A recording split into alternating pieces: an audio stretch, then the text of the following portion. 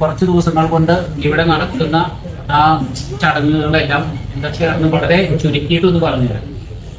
ഇപ്പോ അതുകൊണ്ടൊരു നവീകരണം നടത്തുക. ഈ പൂജാവിധികളുടെ അല്ലെങ്കിൽ ഇതിന്റെ എല്ലാത്തിനും മുമ്പായിട്ട് നമുക്ക് നവീകരണം കലശം ആ വാക്കുകൾ ശ്രദ്ധിക്കണം. അതിൽ നവീകരണം എന്നുള്ള വാക്ക്, കലശം എന്നുള്ള വാക്ക് വളരെ പ്രധാനപ്പെട്ടതാണ്. അപ്പോ അതിന്റെ ഏറ്റവും ആദ്യത്തെ ഘട്ടം, പ്രാരംഭഘട്ടമായിട്ടുള്ള ആചാര്യ ഭരണം എന്നുള്ള ചടങ്ങിലൂടെ നടക്കാൻ പോകും. അപ്പോൾ എന്തിനാണ് ഇങ്ങനെയുള്ള അവസരത്തില് ആചാര്യഭരണം മുതലായിട്ടുള്ള വളരെ സങ്കീർണമായിട്ടുള്ള പ്രധാനപ്പെട്ട ചടങ്ങുകളൊക്കെ നടത്തുന്നതെന്ന് വെച്ച് കഴിഞ്ഞാൽ, അത് ഈ 11 ദിവസത്തെ ചടങ്ങുകൾ നമ്മൾ ഉത്സവത്തിനെ തൽക്കാലം ഒഴിവാക്കി നിർത്തിയിട്ട് ബാക്കിയുള്ളതാണ്.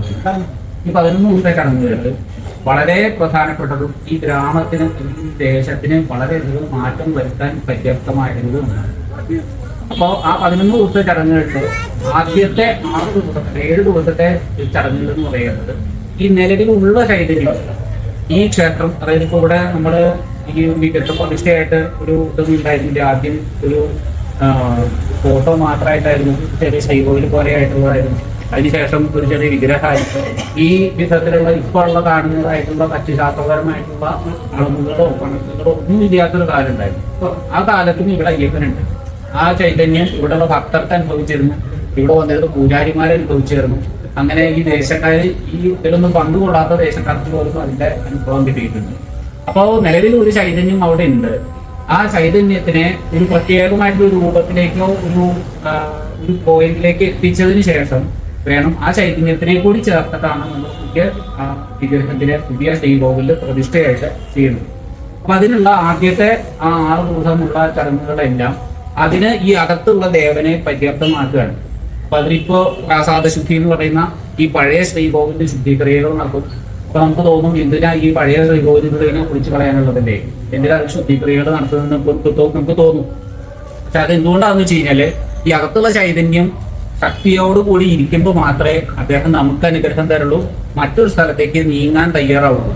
ഇപ്പൊ ഒരു രോഗി ഒരു കിടക്കയിൽ കിടക്കുകയാണെന്നുണ്ടെങ്കിൽ അദ്ദേഹത്തിനെ അവിടെ നിന്ന് എടുത്തു കൊണ്ടുപോകുക എന്നുള്ളത് വളരെ ബുദ്ധിമുട്ടുള്ളതാണ്.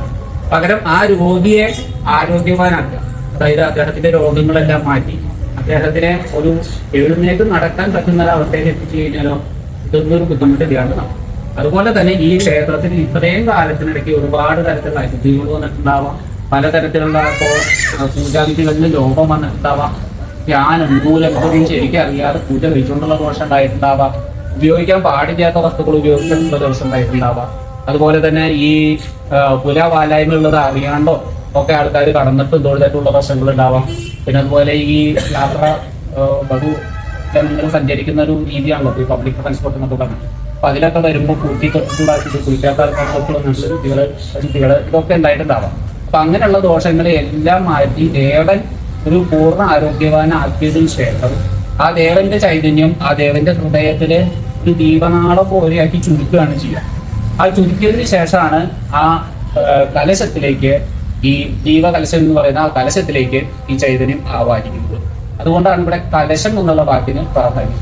നവീകരണ കലശം എന്നുള്ളതിലെ കലശം എന്നുള്ളത് ഈ ജീവകലശത്തിനാണ് ഉദ്ദേശിക്കുന്നത്. അതുപോലെ നവീകരണം എന്ന് പറയുന്നത് അടിമുടിയുള്ള നവീകരണമാണ്. ആ ദേവന്റെ വാസ്തുപരമായിട്ടുള്ള ദോഷങ്ങളെല്ലാം നമ്മൾ തീർക്കുന്നു, ചൈതന്യപരമായിട്ടുള്ള ദോഷങ്ങളെല്ലാം തീർക്കുന്നു. ഇതെല്ലാം ചെയ്തിട്ട് ആ ഭഗവാനെ സന്തുഷ്ടനാക്കിയതിനു ശേഷം ആ 7ാമത്തെ ദിവസം ഈ ഇവിടെയുള്ള ചൈതന്യത്തിനെ നമ്മൾ സംഭരിക്കുകയും 8ാമത്തെ ദിവസം ആ ചൈതന്യം ഒരു അംശം മാത്രം, ആ ദേവന്റെ പ്രത്യേകിച്ച് കലകളോ അതൊന്നും ഇല്ലാണ്ടാലും വളരെ പരബ്രഹ്മം എന്നൊക്കെ പറയുന്ന പോലെ ഒരു നിസ്സാരമായിട്ടുള്ള ഒരു ചൈതന്യം മാറ്റിയിട്ട് അകത്തേക്ക് കൊണ്ടുപോയിട്ട് അവിടെ വീണ്ടും ശരിക്ക് ആ അയ്യപ്പൻ ഏത് രൂപത്തിലാണോ, ഏത് ഭാവത്തിലാണോ, ഏത് ധ്യാനത്തിലാണോ ആ എല്ലാ അംഗങ്ങളോടും കൊടുത്ത് പ്രതിഷ്ഠിക്കുകയാണ് ചെയ്യുന്നത്.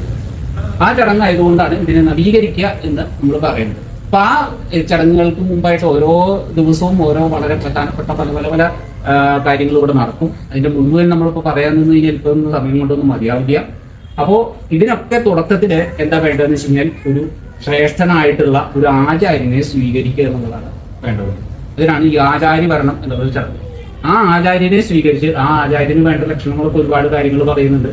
അതിൽ വളരെ പ്രധാനപ്പെട്ട ഒന്നാണ് അദ്ദേഹത്തിന്റെ കുലമാഹാത്മ്യം, അതുപോലെ തന്നെ അദ്ദേഹത്തിന്റെ പൂജാരി കാര്യങ്ങളിലുള്ള അനുഭവ സമ്പത്ത് ഇതൊക്കെ വളരെ പ്രധാനമാണ്. അപ്പൊ അതെല്ലാം ഒത്തിണങ്ങിയ ഒരു ആചാര്യരെ നമ്മൾ സ്വീകരിക്കുകയാണ്. ഇനി മുതൽ ഈ 11 ദിവസം ഈ നവീകരണ മുടയിട എന്ന് പറഞ്ഞാൽ ഇന്നു മുതൽ ആ അവസാനം നട തുറക്കുന്ന അന്നത്തെ ആ ആലങ്കരസം എന്ന് പറയുന്ന ആ രവികലശം വരെയുള്ള ചടങ്ങുകളെല്ലാം ഭംഗിയായിട്ട് നടത്താൻ ആവശ്യപ്പെട്ടുകൊണ്ട് ആ ആചാര്യനെ സ്വീകരിക്കുന്ന ചടങ്ങാണ് ഈ ആചാര്യകരണം ഇത് പറയുന്നത്.